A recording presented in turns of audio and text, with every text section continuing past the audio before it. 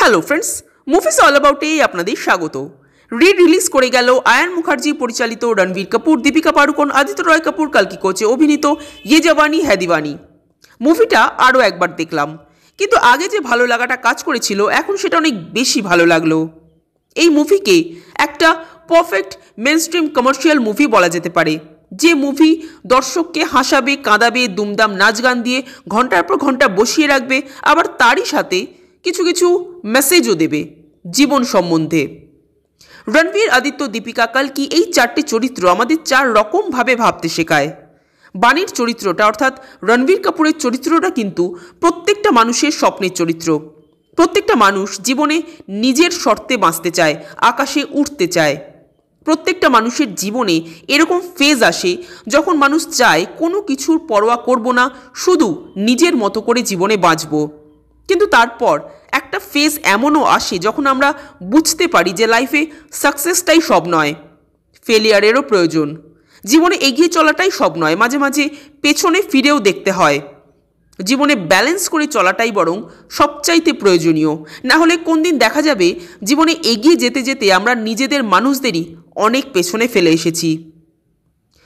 বাণী আর অভি এই ক্যারেক্টার দুটোর একজন লাইফের সাকসেসটাকে রিপ্রেজেন্ট করে, একজন লাইফের ফেলিয়ারটাকে রিপ্রেজেন্ট করে। অন্যদিকে অদিতি আমাদের শেখায় যে লাইফে কিভাবে মুভ অন করতে হয়। অদিতি ভালোবাসত অভিকে, কিন্তু পরবর্তীতে তার জীবনে আসে তার পারফেক্ট ম্যান, যে তাকে অভিকে ভুলতে সাহায্য করে।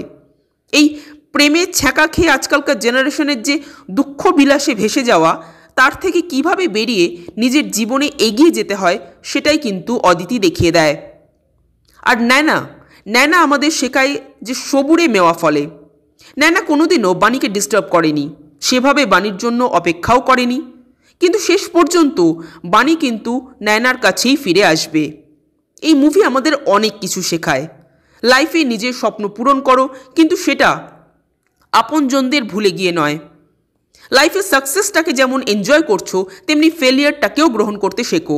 ভালোবাসলে কাউকে বেঁধে রেখো না, আর ভালোবাসা না পেলে হাপিত্তিস করে মরো না। এই ছোট ছোট জিনিসগুলো যদি ফিল করতে পারেন তবে এই মুভিটা আপনাদের দারুণ লাগবে। এছাড়াও মুভিতে রণবীর, দীপিকার সাবলীল অভিনয়, দারুণ সব গান, দুর্দান্ত লোকেশনে শুটিং, দারুণ সিনেমাটোগ্রাফি, এসব তো আছেই। তো ওভারঅল এই মুভিটা আমার একটা বেশ ভালো এন্টারটেনিং মুভি মনে হলো। আপনাদের কেমন লাগলো? আর রিলিজের পর আবার কজন দেখলেন এই মুভিটা অবশ্যই কমেন্ট করে জানাবেন। আর আমাদের ভিডিও ভালো লেগে থাকলে প্লিজ লাইক, শেয়ার ও সাবস্ক্রাইব করতে ভুলবেন না। Thank you.